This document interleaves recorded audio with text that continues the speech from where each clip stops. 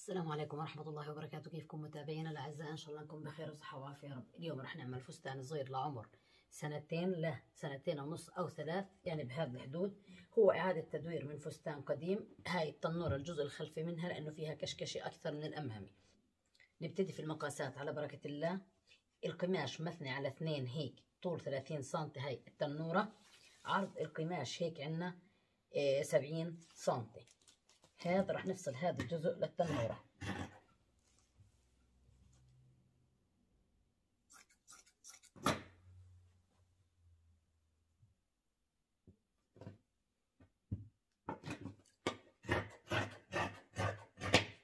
التنورة فيها كشكشة، الفستان بدون سحاب لأنه القماش فيه مطة. رح ناخذ هذا القطعة الثانية ونعمل البلوزة للفستان. من الأعلى الفستان رح يكون معاه جاكيت من اللون الزهري الفاتح. رح ناخذ محيط صدر هيك 60 سنتي أو هيك 62 مع الخياطات. الطول 25 سنتي رح يكون، بدنا نصحح لأنه في اعوجاج. إذا طول هاي القطعة هيك 25 سنتي.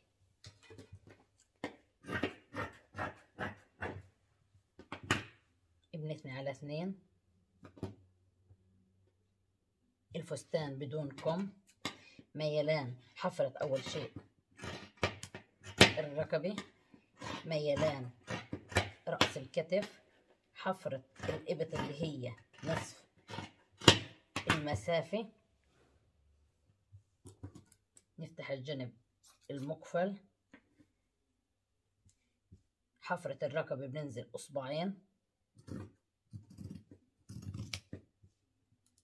بنوسع حفرة الأمام. هاي الجزء العلوي اللي هو الظهر بدنا ناخد ياقة منه. الياقة مرتفعة شوي، يعني هيك مثنية على 2 بعرض 3 سنتي. بالنسبة للمسافة هيك عند التركيب أنا بشوف شو المناسب وبركبها. ناخد الجاكيت.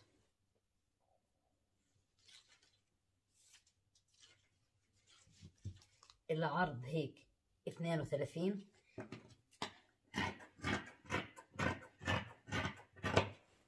طول الجاكيت هيك 33، أو ممكن تخلوه أطول كمان. هي 35.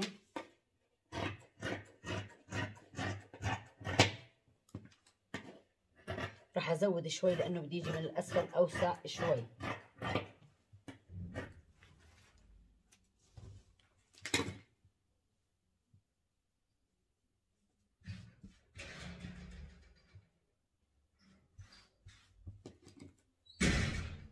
حفرة الركبة،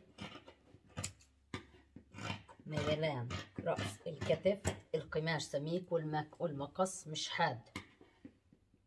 حفرة الإبط طبعا أنا بالتقدير كمان بشتغلها.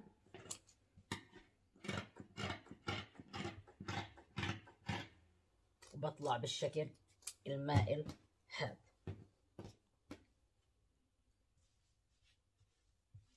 بنيجي للأمام، بدنا نوسع حفرة الإبط شوي. بدنا نراعي إنه فيه يعني ممكن تكون الطفلة لابسة أكثر من قطعة تحت الفستان، وبنقص بشكل مائل للأخير تحت. بنفتح الجاكيت، بدنا نقص كمين. يعني عندنا طول حفرة الإبط هيك احتمال 14 12 سنتي. إذا عرض الكم هيك بده يكون 12 سنتي.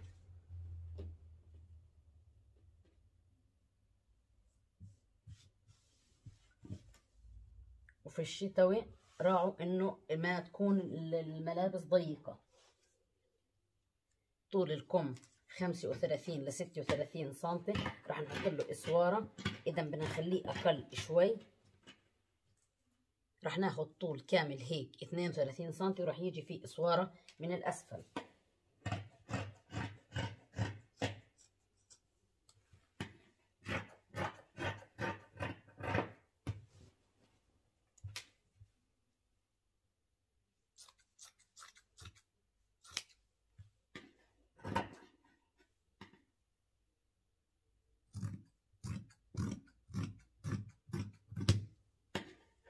كم مش ضيق، الاسواره فقط لا غير شكل.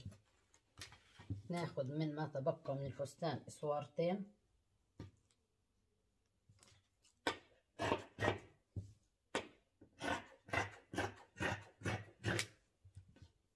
اسواره مش عريضه.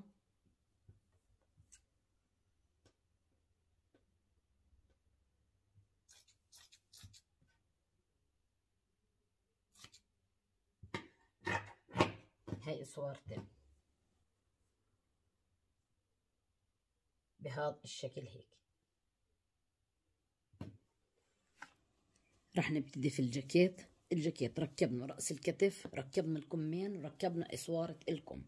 رح نعمل بيه على طول الصدر، فتحة الصدر وحفرة الركبة من الخلف، وعلى الصدر من الناحية الثانية من الأمام. رح نركب من اللون السكني ونركب من الخارج للداخل.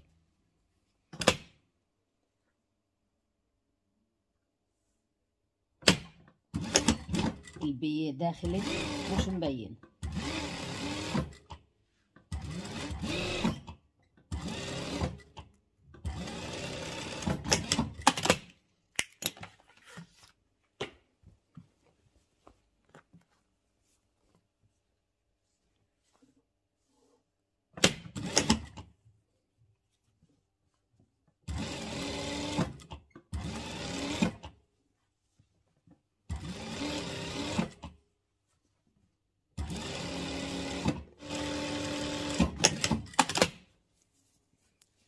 بهذا الشكل الجاكيت من الأمام، يعني الجاكيت راح يضل مفتوح. بنقفل الجنبين وبنعمل اوفرلوك للديل وبنثنيه.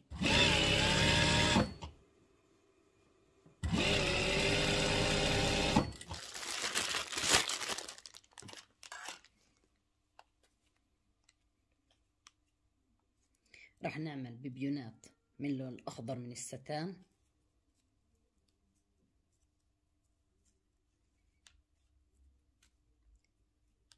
بيونات صغيرة عشان يعطونا شكل الورق. راح نحط على كل طرف من أطراف الجاكيت 3.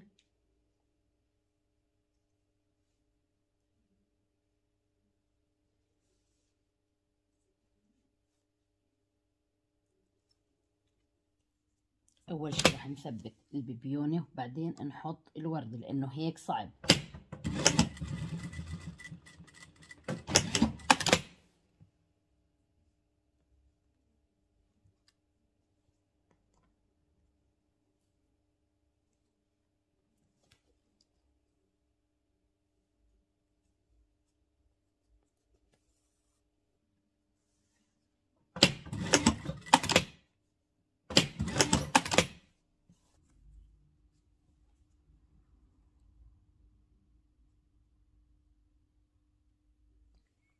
ننتقل للفستان. راح نركب رأس كتف من الناحيتين، نركب الياقة ونعمل كشكش للتنورة ونركبها.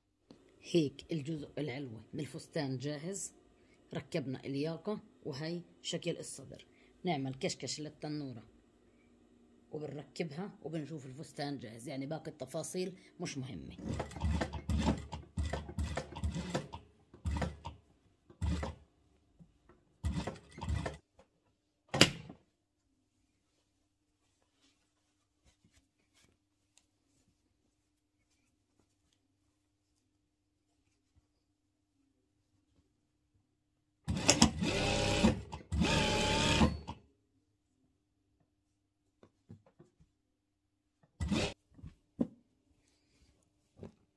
بنثني حفرة الإبط.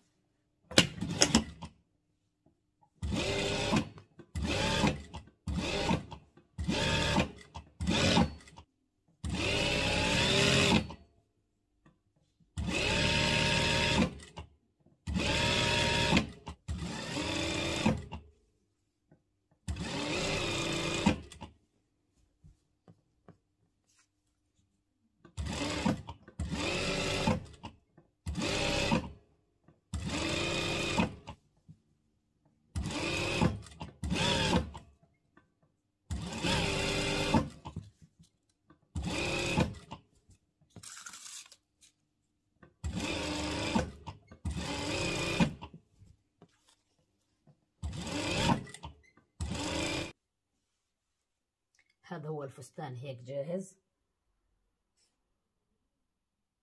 هي الجاكيت، هي الورد اللي عليه، هي الكمين.